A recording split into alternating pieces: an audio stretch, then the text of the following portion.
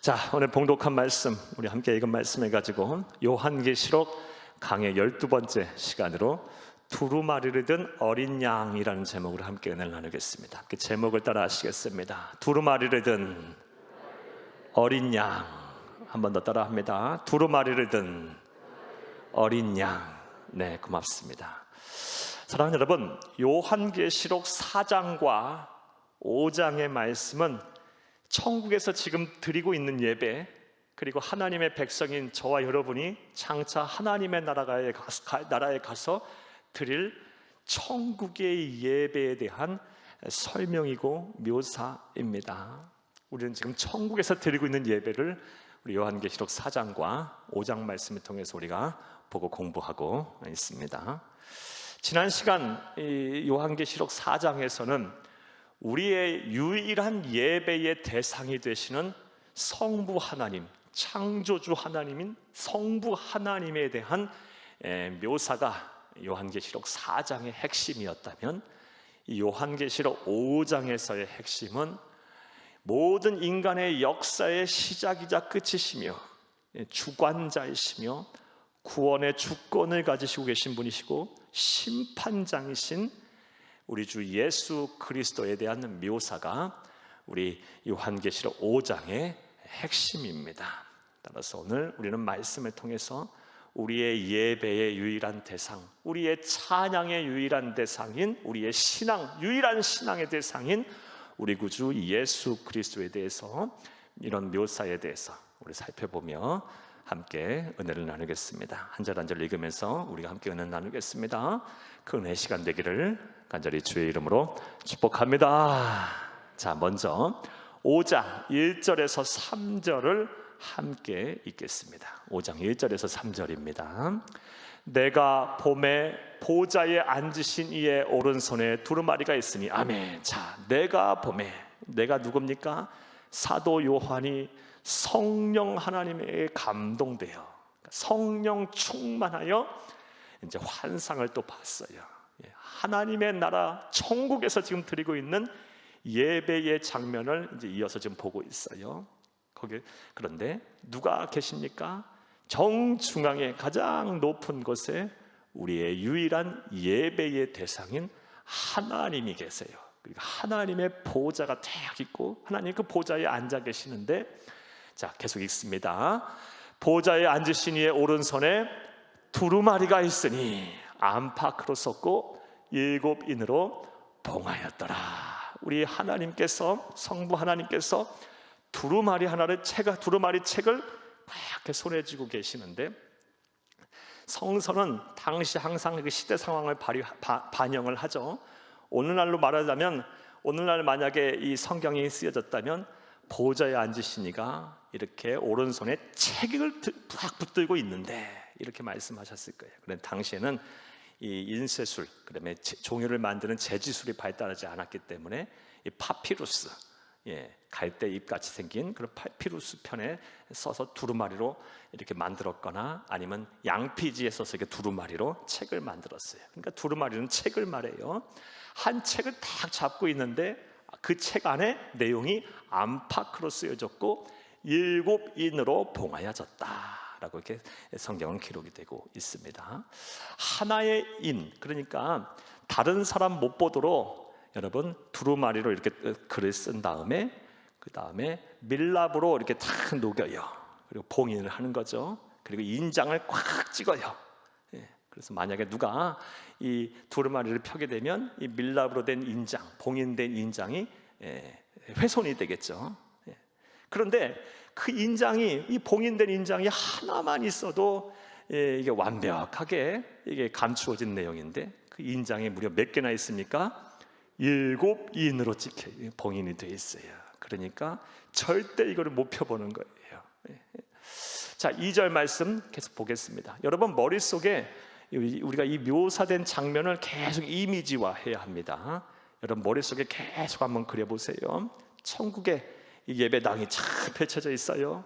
보좌에 우리 하나님이 앉아 계시고 두루마리를 오른손에 꽉 쥐고 계신데 그 두루마리에 7 인으로 봉해져 있어요. 그리고 안팎으로 쓰여져 있는 7 인으로 봉해져 있는 두루마리를 꽉 쥐고 계세요. 자, 2절 또 읽겠습니다. 또 봄에 힘있는 천사가 큰 음성으로 외치기를 누가 그 두루마리를 펴며 그 인을 떼기에 합당하냐 하나. 힘있는 천사, 아마 천사장일 텐데 뭐 가브리엘이 됐든 미가엘이 됐든 누군지 모르겠어요. 천사장 중에 한 명이 큰 음성으로 외치기를 누가 그 두루마리를 펴며 그 인을 떼기에 합당하냐 하나. 이게 무슨 말이에요? 아무도 이 인을 떼고 그 두루마리를 펼 자가 없다라는 것이죠. 3절 읽겠습니다. 하늘 위에나 땅 위에나 땅 아래에 능히 그 두루마리를 펴거나 보거나 할 자가 없더라. 이 인을 7 인을 탁 뜯고 그 두루마리에 써 있는 내용을 다 펴서 이 말씀해 주실 분이 아무도 없다라는 거예요. 사랑하는 여러분, 그렇다면 1절부터 우리가 3절까지의 말씀을 보았는데 이 두루마리의 책은 어떤 책이길래, 이 두루마리의 책에 써 있는 내용은 어떠한 내용이길래 하늘 위에나 땅 아래나 바닷속에서나 그 인장을 떼고 이 책의 내용을 설명해주고 말씀해줄 분이 아무도 없을까요? 책이 어떤 책이길래, 그 내용이 무엇이길래? 사랑하는 여러분, 우리가 그 책의 내용을 알려면 에스겔서 2장 9절에서 10절 말씀을 우리가 보면 압니다. 일찍이 에스겔 선지자가 이 바벨론으로 포로로 끌려갔을 때 그 청년 에스겔이 이 나라가, 유대 나라가 멸망하고 이 자신의 민족들이 다 이렇게 유대 나라를 끌려갔을 때 이제 더 이상 소망이 없을 때 하나님 앞에 울부짖었더니 소망 되신 하나님께서 이 에스겔 선지자에게 이 사도 요한이 본 이 환상을 보게 하셨어요. 두루마리의 내용을 알게 하셨어요. 우리 에스겔서 2장 9절에서 10절을 함께 읽겠습니다. 내가 보니 보라, 한 손이 나를 향하여 펴지고 보라, 그 안에 두루마리 책이 있더라. 그가 그것을 내 앞에 펴시니 그 안팎에 글이 있는데 그 위에 애가와 애곡과 재앙의 말이 기록되더라. 아멘. 10절에 그는 우리 주 예수 그리스도를 말해요. 우리 주 예수 그리스도께서 그것을 다 펼치셨어요. 근데 그 안팎에 글이 있는데 그 내용이 무엇입니까? 애가, 슬픈 노래예요. 애곡, 슬픈 탄식, 곡이에요. 그리고 재앙의 말이 기록되어 있더라. 그러니까 이 두루마리 책 안의 내용이 무엇입니까? 심판의 날, 예수 그리스도께서 이 땅에 다시 오시는 이 재림의 날, 이 말 사건에 대한 기록이에요. 크게 하나님의 백성을 향하는 심판의 날, 재림의 때 구원을 받게 된다라는 구원에 대한 말씀이고, 하나님의 백성이 아닌 불신자에게는 정말 무서운, 참혹한 그런 아주 무서운 재앙과 심판에 대한 기록입니다. 그거를 아무도 펼 자가 없다라는 거예요. 그러니까 하늘이든 땅이든 땅 아래든 이 말씀을 통해서 우리가 무엇을 알 수가 있습니까? 구원의 주권이 누구에게 있다? 하나님에게 달렸다.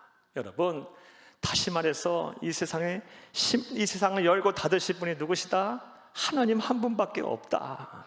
그러니까 여러분, 이 세상에 있는 모든 종교, 그리고 모든 우상, 그리고 모든 지혜, 모든 철학은 인간이 만든 거예요. 한계가 있어요. 그것을 통해서 우리가 구원에 이를 수 없어요. 우리를 구원하실 분, 우리의 심판의 날 우리를 구원하실 그분은 오직 하나님 한 분밖에 없음을 우리가 온전히 믿는 저와 여러분 되기를 간절히 주의 이름으로 축복합니다. 자, 그렇게 이 재림의 때 하나님의 백성을 구원하시고, 그리고 불신자들을 무섭게 심판하시고 재앙을 내리신다라는 이 내용이 기록된 두루마리를 누가 손에 쥐고 계세요? 1절 말씀 다시 한번 읽겠어요. 1절입니다. 내가 봄에 보호자에 앉으신 이의 오른손에 두루마리가 있고, 이것도 우리가 해석하고 가야 되죠. 왼손이 아니고 오른손에 꽉 쥐고 계시다. 그러니까 이 두루마리의 내용은 인간의 역사를 다듬고 심판하신다는 내용이에요. 구원하신다는 내용이에요. 모든 인간의 역사를 누구가 주관하고 계신다? 하나님이 주관하고 계신다. 오른손은 권능의 손을 말해요. 하나님께서 권능의 손으로 인간의 역사를 주관하고 계세요.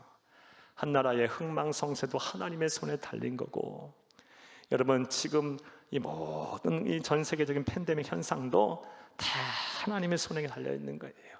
하나님이 하시는 일이라고 봅니다. 따라서 우리를 실망시킨 적이 없으신, 한 번도 우리를 실망시킨 적이 없으신 그 하나님의 뜻에 따라 잠잠히 우리는 하나님의 구원을 기다리면 되는 거예요.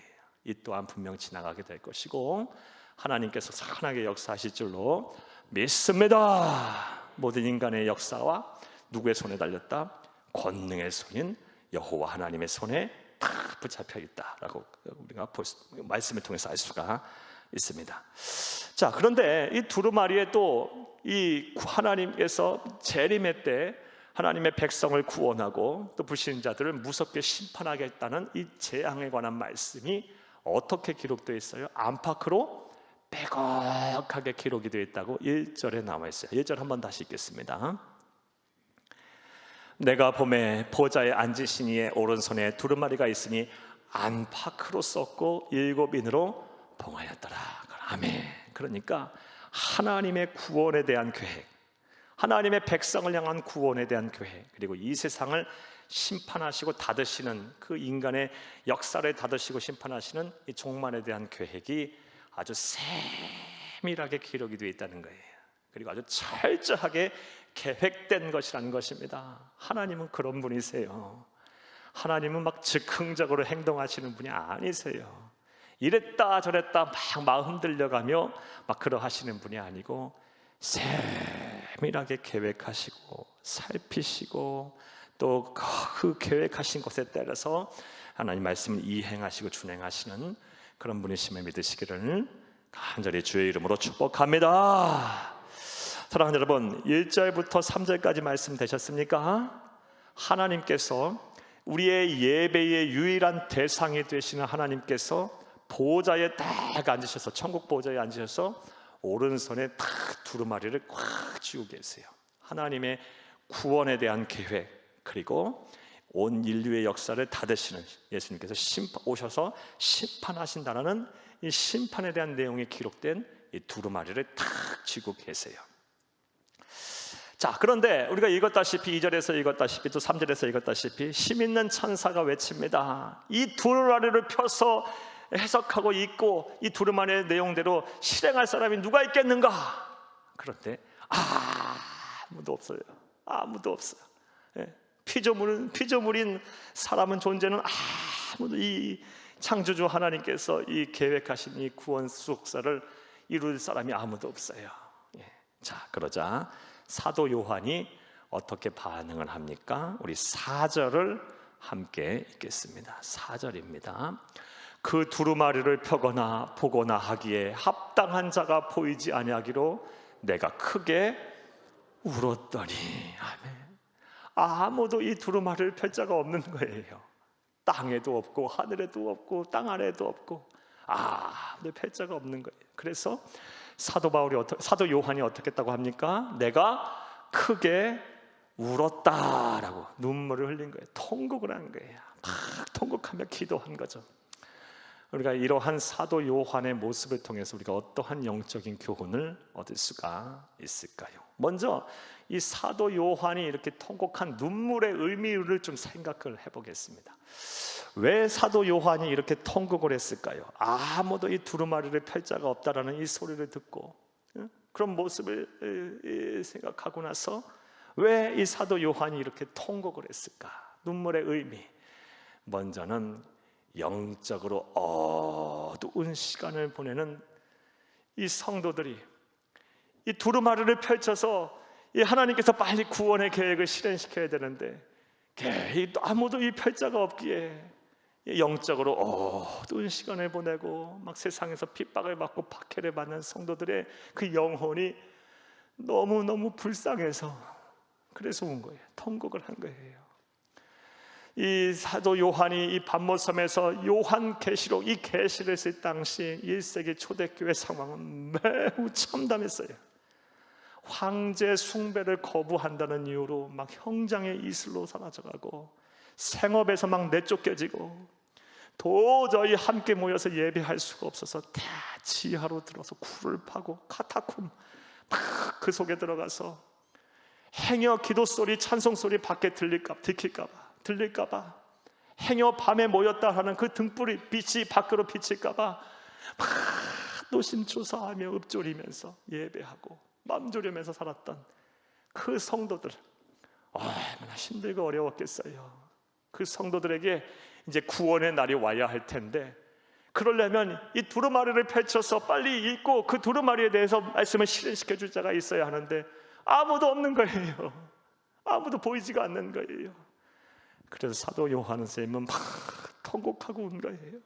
우리 성도들 이 영적으로 어둡고 핍박받고 어려운 상황 속에서 신앙을 지키고 믿음을 지키고 이 어려움을 당하고 있는데, 우리 성도들 빨리 구원받아야 하는데, 다시 살 수 있어야 하는데, 그러려면 이 두루마리가 펼쳐지고 빨리 구원의 계획이 실현돼야 하는데 아무도 없구나. 그래서 막 그 성도들이 불쌍해서, 그 영혼이 불쌍해서 사도 요한이 막 눈물을 흘린 것입니다. 먼저 눈물의 의미 이해되셨습니까?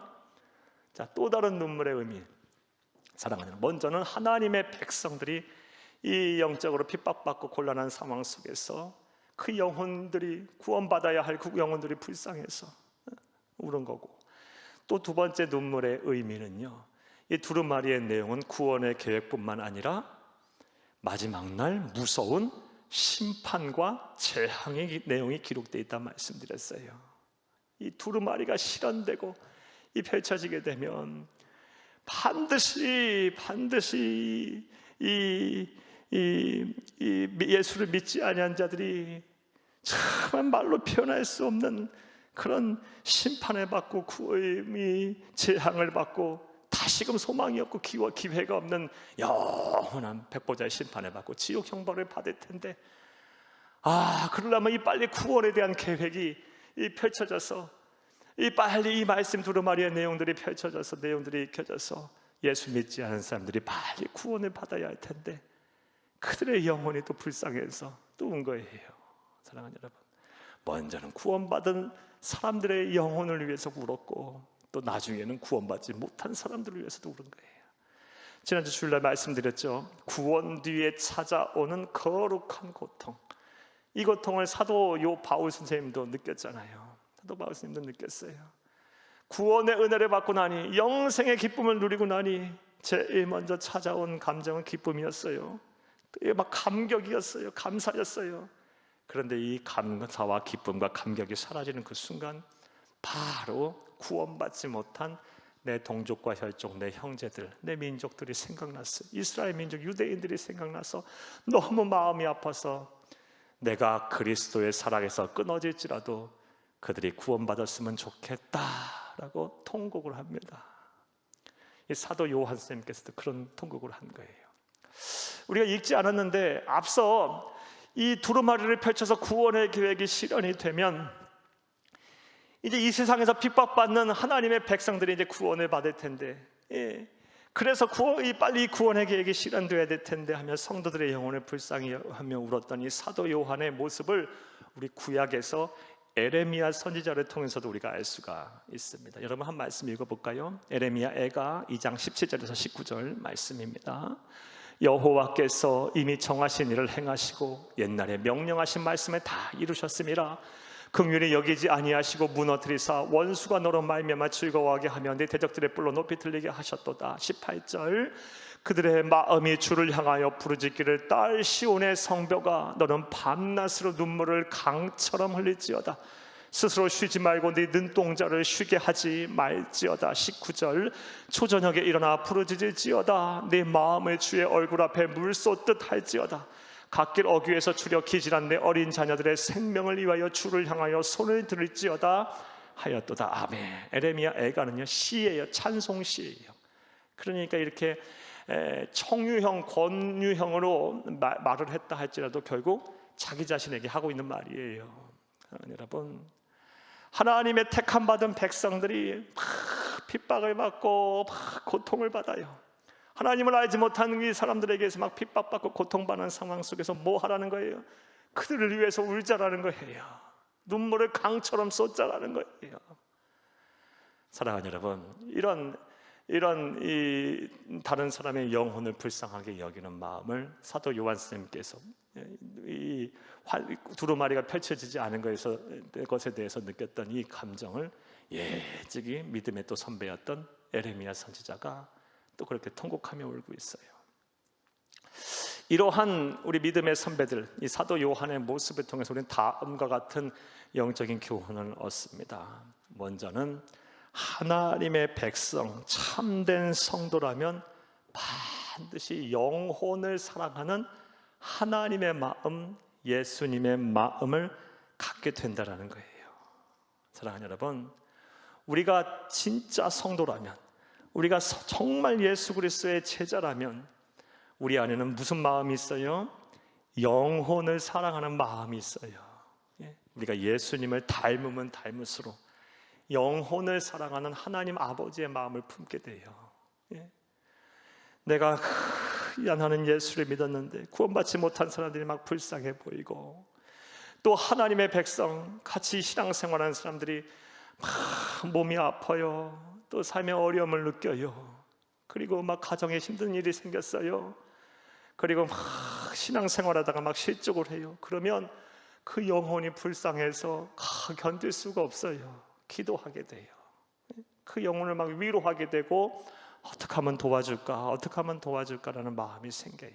이게 하나님 아버지의 마음이고 저와 여러분이 품어야 할 마음임을 믿으시기를 간절히 주의 이름으로 축복합니다. 사도 요한쌤은 그래서 통곡을 하고 있어요. 두루마리가 펼쳐지지 않아서, 구원의 계획이 실현되지 않아서 고통을 받는 성도들을 생각하니 마음이 아파서 통곡을 하고 있어요. 영혼을 사랑하는 마음을 우리가 갖게 된다. 하나님의 백성은 이런 영적 교훈을 하게 돼요. 또 다른 영적 교훈은요, 여기서 통곡을 했다라는 것은 통곡만 했겠어요? 신세한탄만 했겠어요? 통곡은 곧 기도였어요. 하나님 앞에 울며 기도한 거예요. 울며 기도한 거. 다른 사람의 영혼이 불쌍해서, 예수를 믿은 사람들, 그 고통 중에 있는 성도들이 이 세상에서의 그 힘든 삶에서 구원을 받기를 원하는 그 심정에서 통곡하며 그들을 위하여 중보기도 한 것이고, 또 구원받지 못한 자들의 그런 무서운 심판을 생각하면서 그들의 영혼이 불쌍해서 그들의 영혼을 위해서 중보기도 한 거예요. 그러니까 참된 성도, 진짜 성도는 반드시 중보기도하게 돼 있다라는 것입니다.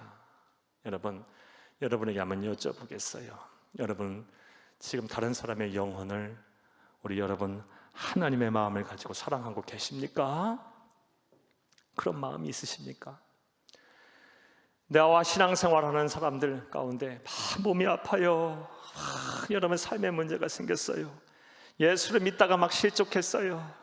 그들의 영혼을 불쌍히 여기는 마음이 여러분이 있으십니까? 그들을 위하여 기도하시고 계십니까?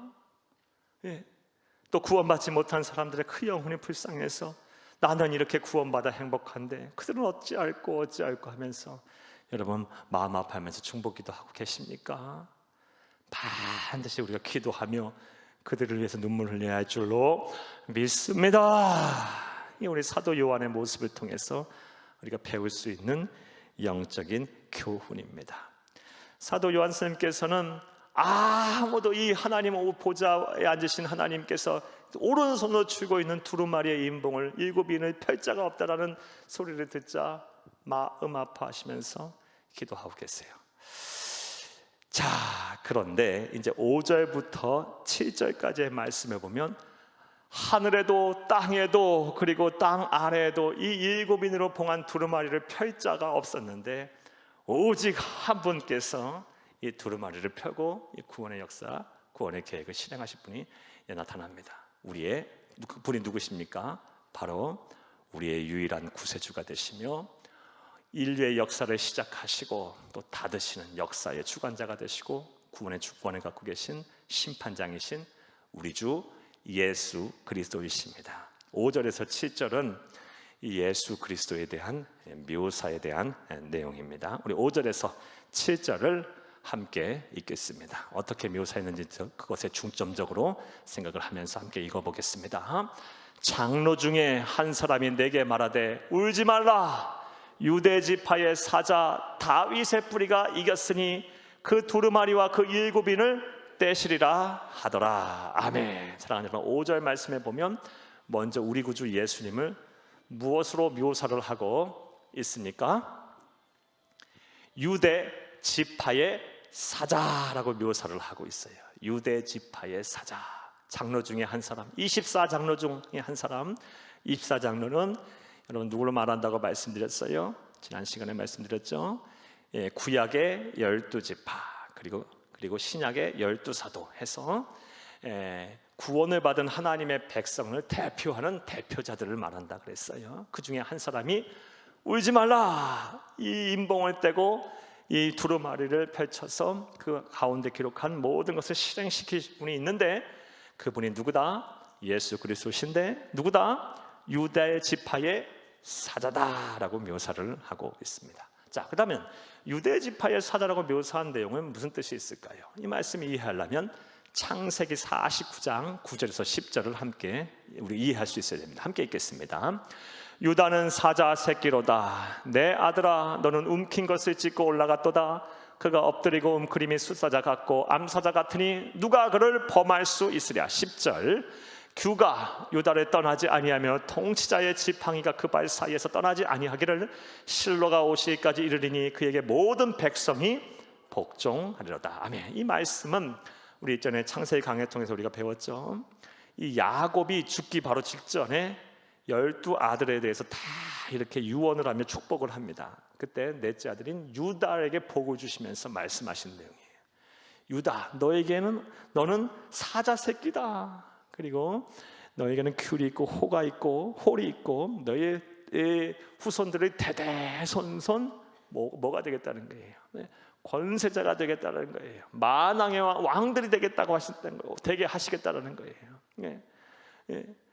사랑하는 여러분, 따라서 여기서 예수님을 유다 지파의 사자로 묘사했다는 것은 만왕의 왕, 만유의 구주가 되신 예수님은 만왕의 왕이시자 만유의 구세주가 되신다라는 묘사임을 믿으시기를 간절히 바랍니다. 사랑하는 여러분, 예수님은 권세자이십니다. 우리의 만왕의 왕이 되십니다. 할렐루야. 자, 또 우리가 5절 말씀에 보면 이 두루마리의 임봉을 떼고 그 안에 기록한 모든 것을 실행시킬 수 있는 분을 무엇으로 묘사를 하고 있습니까? 우리 5절을 다시 한번 읽겠습니다. 장로 중에 한 사람이 내게 말하되 울지 말라, 유다 지파의 사자 다윗의 뿌리가 이겼으니, 다윗의 뿌리로라고 또 묘사를 하고 있어요. 다윗의 뿌리는 무슨 뜻이 있을까? 이 안에는요, 이사야서 11장 우리 1절을 함께 읽겠습니다. 이새의 줄기에서 한 싹이 나며 그 뿌리에서 한 가지가 나서 결실할 것이요. 이새는 다윗의 할아버지가 돼요. 이새의 줄기에서 한 싹이 나는데 그 뿌리에서 한 가지가 나서 결실할 것이요. 그러니까 이 다윗의 뿌리에서 예수가 오신다는 말씀이 오신다는 이 일찍이 이 예언이 이제 성취가 돼서 예수님께서 이 세상에 오셨고, 또 그것에 대한 말씀이 확인하는 말씀이 오늘 본문의 내용이에요. 그러니까 예수님은 어떤 분이세요? 하나님께서 구약의 일찍이 약속하신 예언하신 대로 약속하신 대로 이 세상에 오신 메시아라는 것입니다. 그냥 즉흥적으로 이 세상에 와서 구원하신 분이 아니고 철저하게 준비하고 계획되고 하나님의 시간에 맞춰서 오신 약속된 메시아가 바로 누구다? 예수님이시다. 그분이 바로 임봉을 떼고 두루마리에 있는 내용을 실현시킬 수 있는 구세주가 되신다라는 것입니다. 또 예수님을 무엇으로 묘사를 하고 있습니까? 이제 6절을 함께 읽겠습니다. 6절.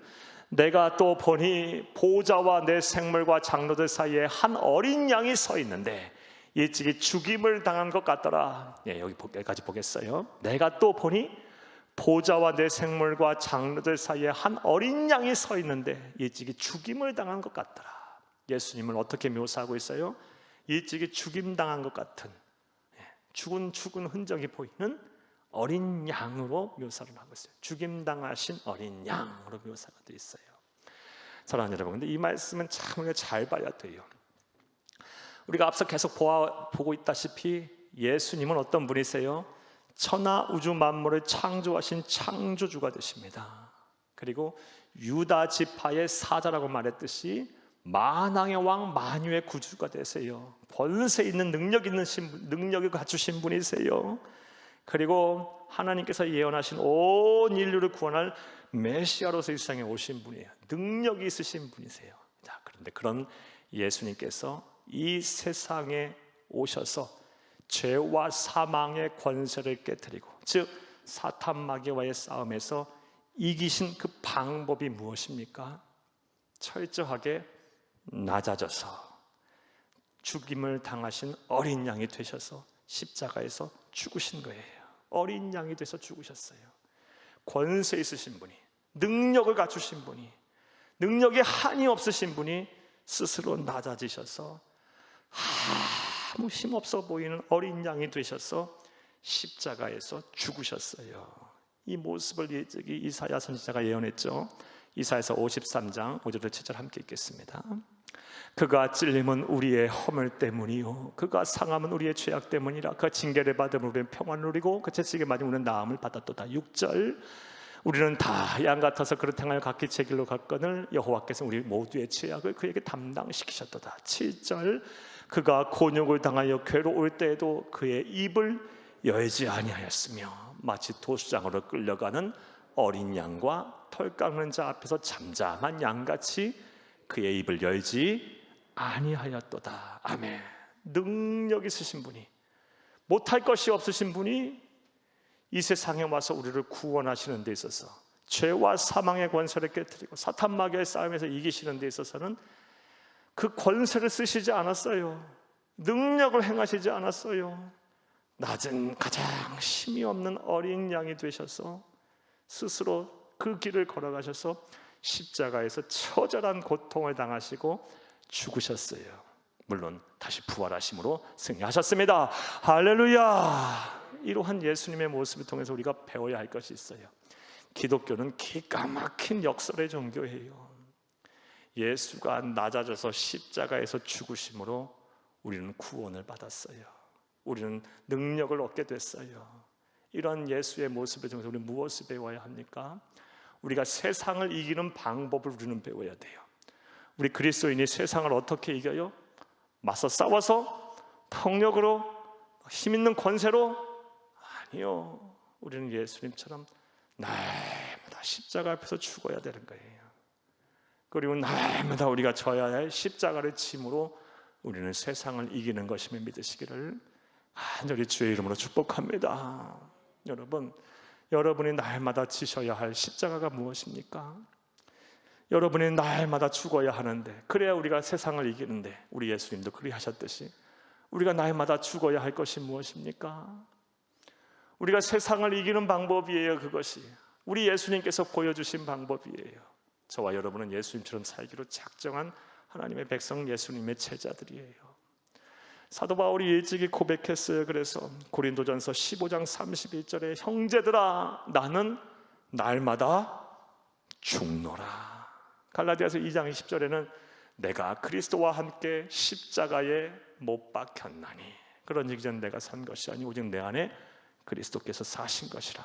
이제 내가 사는 것은 육체 가운데 사는 것이 아니요 오직 내 안에 그리스도께서 예수 그리스도 안에 사는 것이라고 말씀을 했어요. 날마다 십자가에서 죽노라. 우리가 세상을 어떻게 이겨야 합니까? 날마다 예수 그리스도의 십자가를 붙잡고 죽어야 돼요. 내 성품도 죽어야 하고 내 고집도 죽어야 돼요. 때로는 내 욕심도 죽어야 돼요. 여러분 내 고집, 내 성품, 내 욕심, 내 경험, 내 지식 이게 계속 살아있어서는 절대 세상을 이길 수가 없어요. 그건 하나님이 우리에게 보여주신 방법이 아니에요. 우리가 양보하고 우리가 순종하고 우리가 더 사랑하고 때로는 좀 손해보더라도 더 포용하고 더 참고 더 견디고 더 사랑하는 것으로 더 믿음을 갖는 것으로 우리는 세상을 이겨야 할 줄로 믿습니다. 우리 주님께서 보여주신 죽임당하신 어린 양의 모습이에요. 자, 대단한 역설이죠. 자, 지금 우리 6절까지의 말씀을 통해서 예수 그리스도의 인봉을 떼실 수 있는 유일한 예수님의 모습에 대한 묘사에 대한 말씀을 보았어요. 우리 7절에도 우리 예수님에 대한 모습, 6절에도 또 이어서 우리 예수님에 대한 묘사가 있습니다. 우리 6절에 다시 한번 읽겠습니다. 내가 또 보니 보좌와 내 생물과 장로들 사이에 한 어린 양이 서 있는데 일찍이 죽임을 당한 것 같더라. 그에게 7뿔과 7눈이 있으니 이 눈들은 온 땅에 보내심을 받은 하나님의 7 영이더라. 아멘. 오늘 본문 말씀을 통해 집중해야 할 것은 이 두루마리를 들고 두루마리를 펼쳐서 구원의 역사와 그리고 이 세상의 심판을 하실 예수님에 대한 묘사, 예수님에 대한 설명이라는 말씀을 드렸어요. 자, 6절 말씀의 마지막으로 어떻게 묘사가 됐습니까? 7뿔이 있답니다. 그리고 7눈이 있대요. 그리고 하나님의 영이랍니다. 여러분, 이것이 개상망측한 괴물로 연상을 하면 안 돼요. 여러분, 요한계시록 말씀에는 상징적인 수와 또 그림 언어로 표현이 되어 있다고 여러분에게 말씀을 드렸었어요. 서두에, 요한계시록 첫 서두에 7은 무엇을 말해요? 완전수, 하나님의 완전한 완전수를 말해요. 그러니까 이 7뿔이 있다라는 거예요. 뿔은 권세를 말하고요. 하나님의 권세가 막 충만한 거예요. 이걸 갖고 이제 전능이라고 표현하면 되겠어요. 전능. 그리고 눈은 지혜를 뜻해요. 모르는 게 없는 거예요. 다 감춰놨는데 7은 완전수를 말한다 그랬죠. 이 세상에 충만한 지혜. 7뿔은 이 세상에 완전한 충만한 권세. 그리고 이 7눈은 이 세상에 완전한 지혜. 그러니까 전지전능이죠.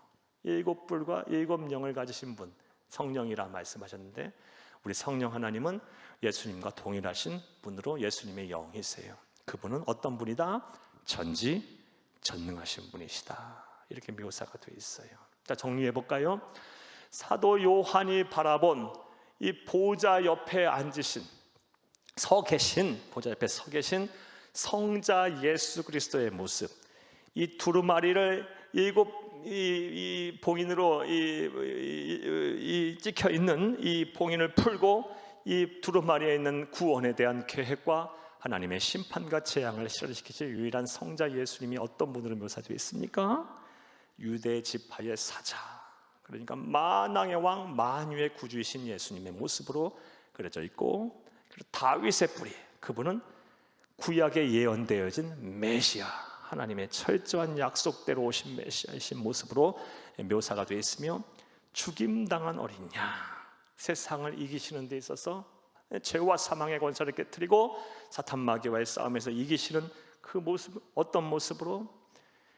물론 권세도 있고 힘도 있고 능력이 있으시는 분이시지만 철저하게 하나님의 뜻에 순종해서 낮고 낮은 자의 모습으로 임하셨던, 죽음을 통해서 승리하셨던 그 승리자의 모습으로, 마지막으로 그 다음에 7뿔과 7눈을 가지신 전지전능한 모습으로 그려져 있는 것, 묘사된 모습을 우리 본문 말씀을 통해서 알 수가 있습니다.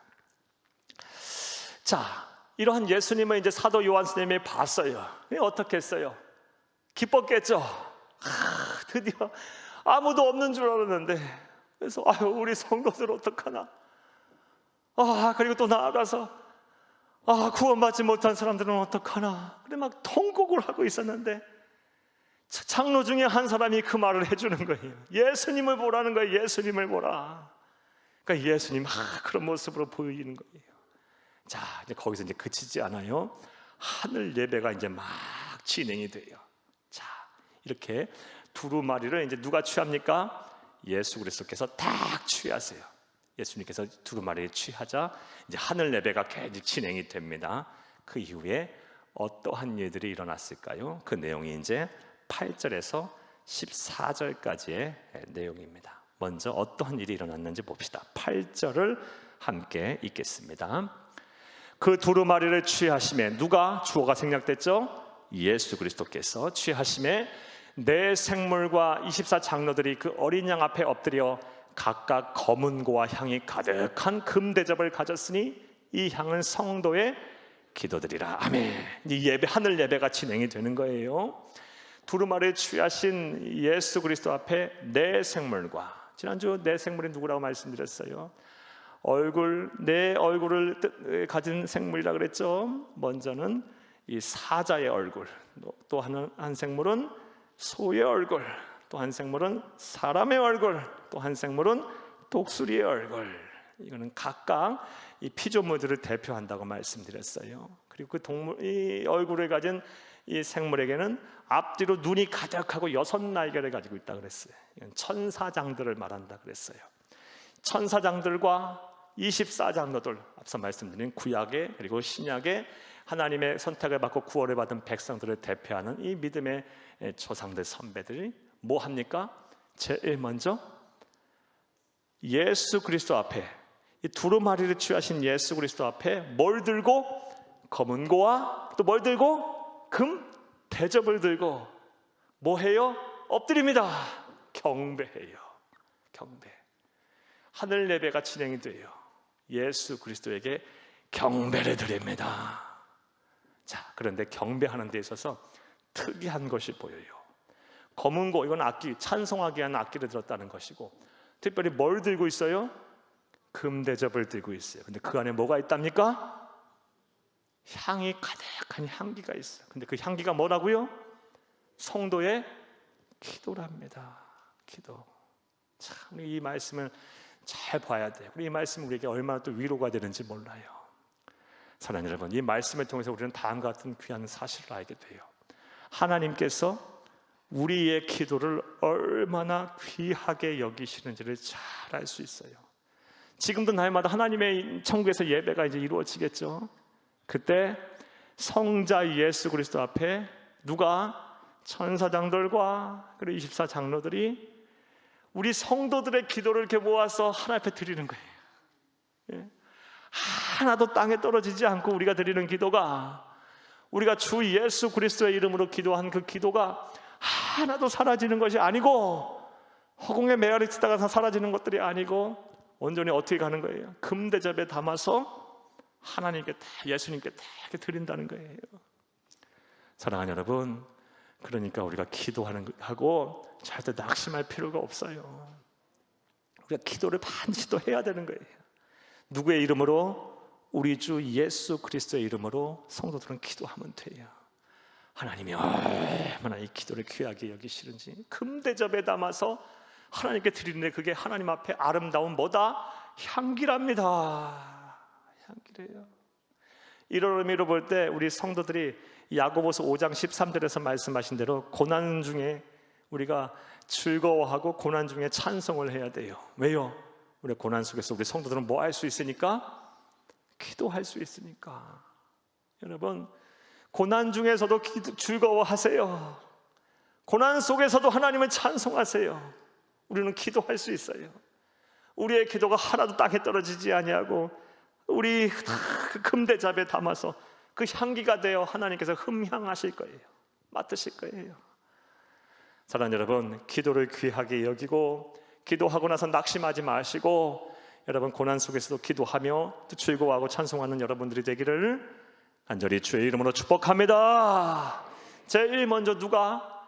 내 생물과 천사장들과 24장로들이 예수님에게 경배를 드려요. 이게 하나님의 나라에서의 이 예배의 실황이에요. 자, 그 다음에 또 어떠한 일이 이제 진행이 또 될까요? 8절 됐고 9절에서 10절을 함께 읽겠습니다. 그들이 새 노래를 불러 이르되 두루마리를 가지시고 그 인봉을 떼기에 합당하시도다.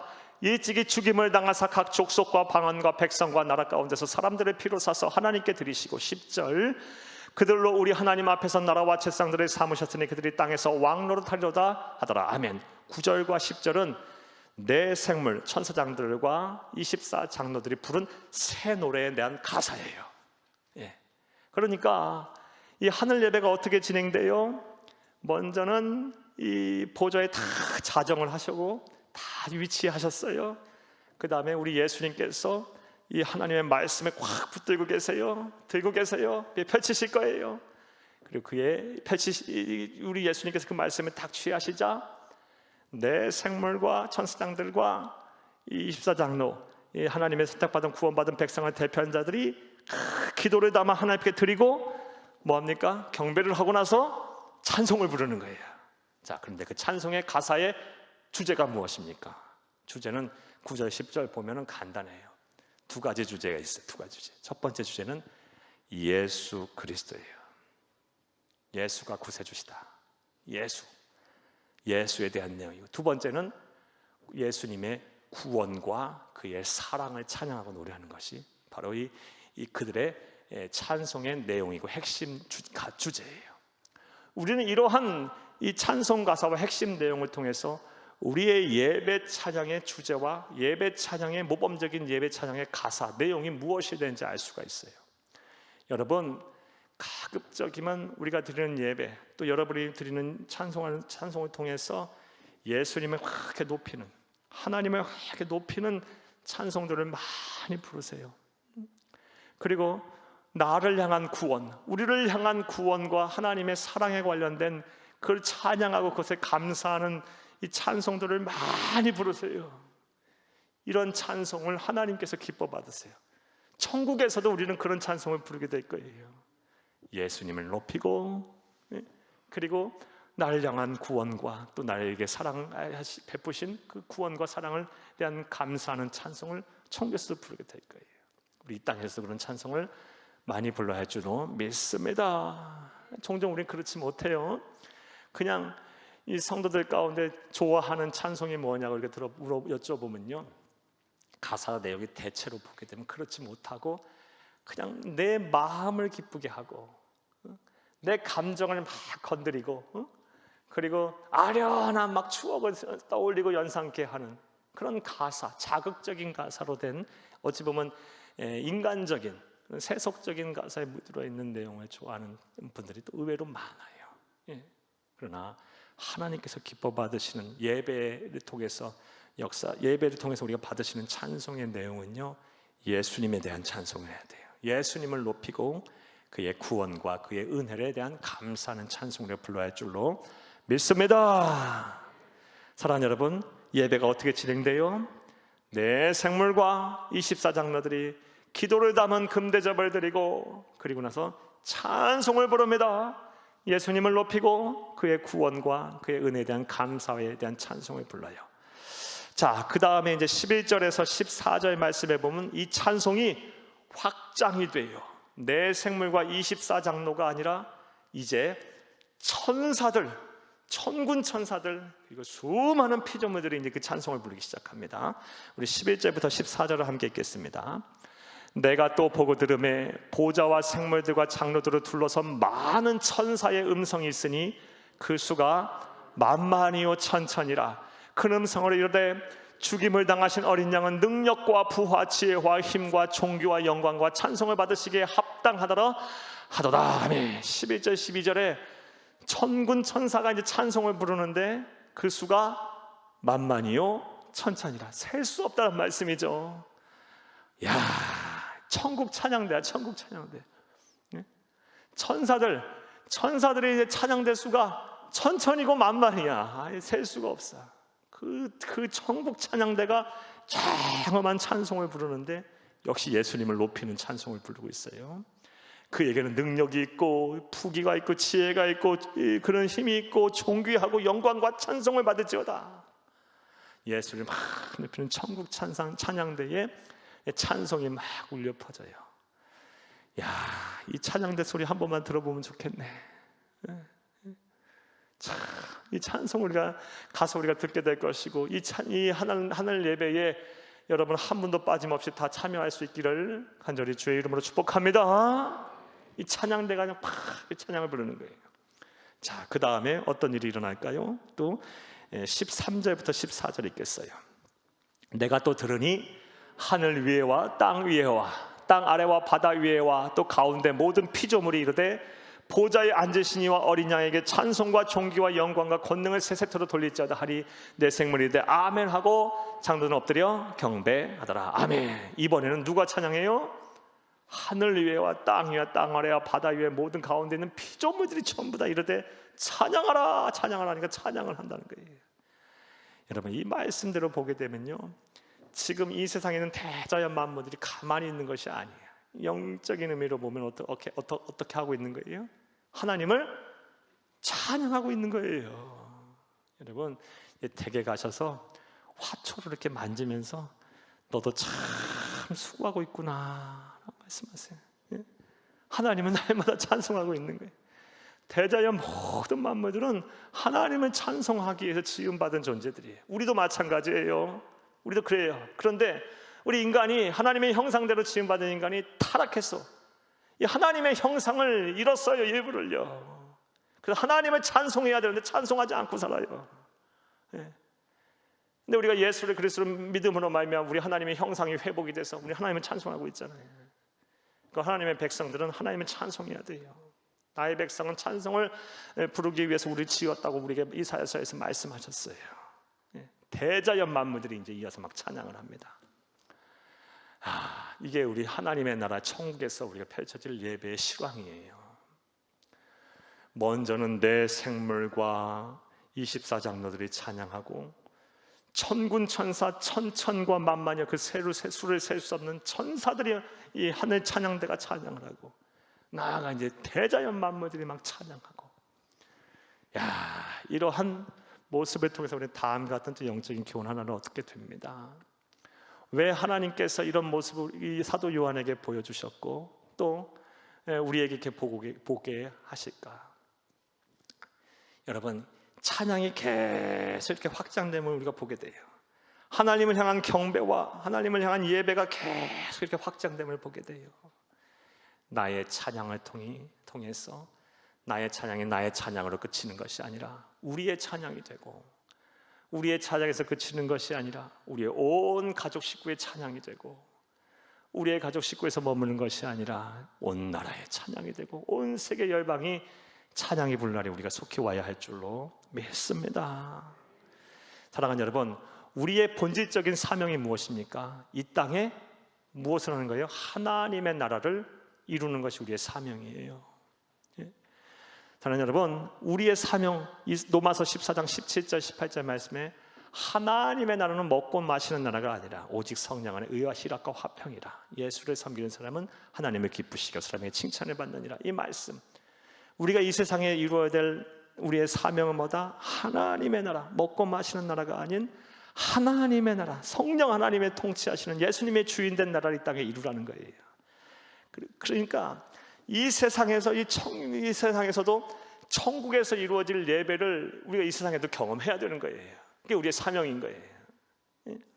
천국에서 예배처럼 우리의 예배, 우리의 찬양에서만 그치는 것이 아니라 우리를 통해서 다른 사람이 또 찬양을 부르게 되고 우리 그 사람들 다 우리 통해서 온 가족 식구가 또 찬양을 부르고 온 세계 열방이 마치 물이 바다 덮음같이 여호와의 영광이 온 세계에 충만하도록 찬송을 부르게 하는 것이 저와 여러분의 사명임을 믿으시기를 간절히 주의 이름으로 축복합니다. 이 세상을 사는 동안도 우리는 천국의 예배를 경험해야 되는 거예요.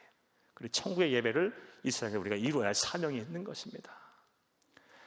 사랑하는 여러분, 하나님의 나라에 대한 나라 안에서 이루어질 예배에 대한 모습을 우리가 봤어요. 여러분 어떠세요?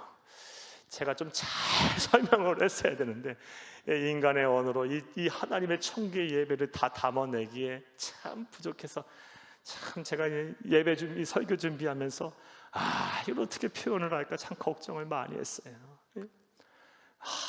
우리가 인간의 언어로 담아낼 수 없는 이 예배의 실황을 우리 이 세상에도 경험해야 될 뿐만 아니라 장차 우리가 천국에 가면은 이 예배를 드리게 될 거예요. 보좌에 앉으신 옆에 서 계신 우리 구주 예수, 그 영광스러운 우리 구주 예수, 두루마리를 손에 쥐고 계신 그 말씀 펴고 계시는 말씀을 이실 위해 역사를 시작하시고 닫으실 구원의 주권자와 심판의 장이 되시는 예수 그리스도 앞에 모든 피조물이 굴복하고 경배하고 찬송 부르고 우리도 함께 그곳을 찬송을 부르게 될 거예요. 그날을 생각하며 여러분 현재 힘들고 어려운 삶 속에서도 믿음을 잘 지키고 하나님의 나라 가는 그날까지 우리 주신 사명을 잘 감당하는 저와 여러분이 되어야 할 줄로 믿습니다. 자, 우리 들으신 말씀 생각하시면서